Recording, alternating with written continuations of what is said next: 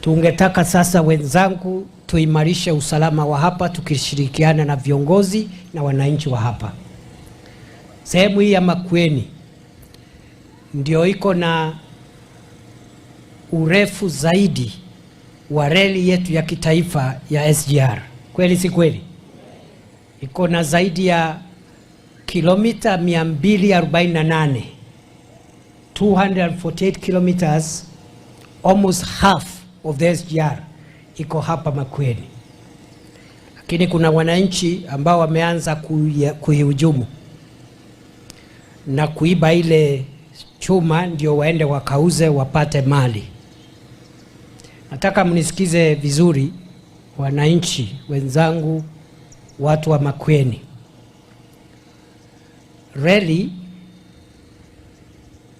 ni kitega uchumi cha taifa la Kenya, kwa sababu uchukuzi wa wananchi na bidhaa kutoka Mombasa kwenda barani sana sana inatumika hiyo reli. Na reli inabeba watu wengi na mizigo mingi ya dhamani kubwa ambaye ni muhimu kwa kukuza uchumi wetu. Wale wananchi ambao wanavamia reli na kuharibu muundo msingi wa reli,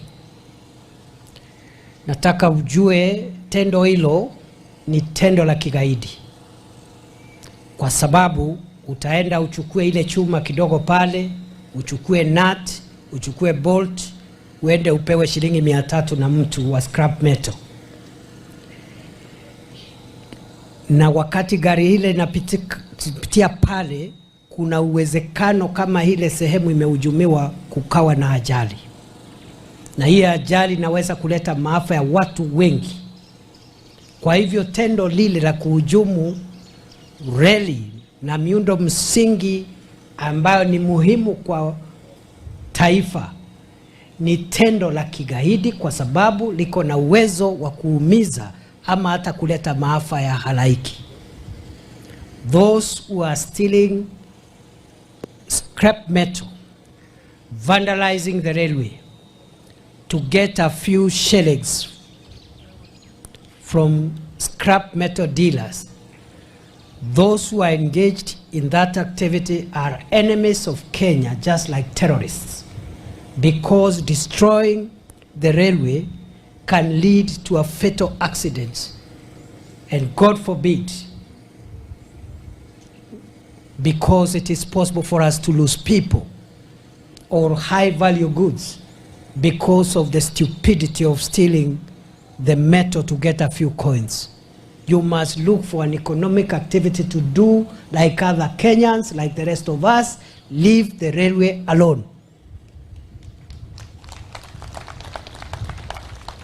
Na hii reli tunailinda kama boni la jicho, kwa sababu ni umuhimu kwa uchumi na usalama wa taifa. Na wale watu waovu ambao wanahujumu usalama wa taifa ni wale wanachangia katika maafa ya Wakenya, wakiwemo wale ambao wanaiba chuma katika reli.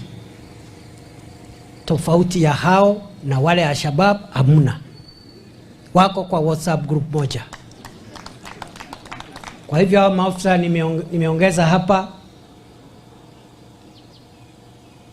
must support the railway police unit to make sure that our railway is free from vandalism, because we don't want to have mass accidents and we don't want evil people, including terrorists, to take advantage of that vandalism to cause deaths to the people of Kenya.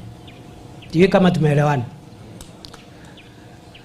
Na mimi nataka munielewe wananchi na viongozi mnielewe.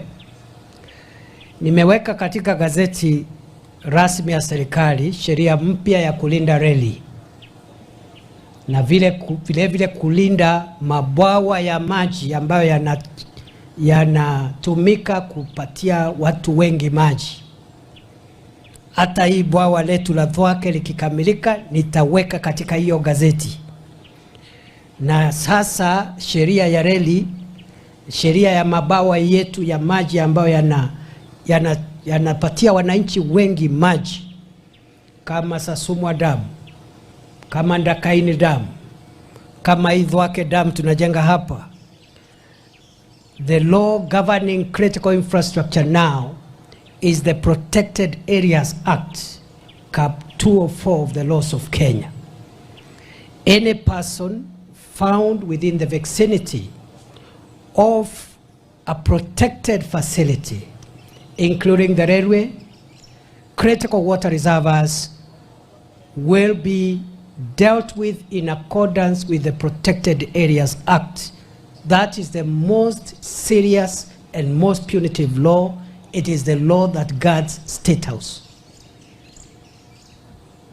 Iko ile facility, ile sheria inalinda ikulu ya rais. Usalama pale ndio inalinda hii reli. Na ofisa wa usalama akupate pale bila idhini, ako na ruhusa kulingana na hiyo sheria. Mtula utasomea hawa wananchi hiyo sheria. Read the Protected Areas Act. Hakuna procedure kuuliza swali ama ya kukutia mbaroni. Sheria inakubali akusafirishe mara moja ufike kwa shetani. Tunaelewana jameni? Tumesikizana?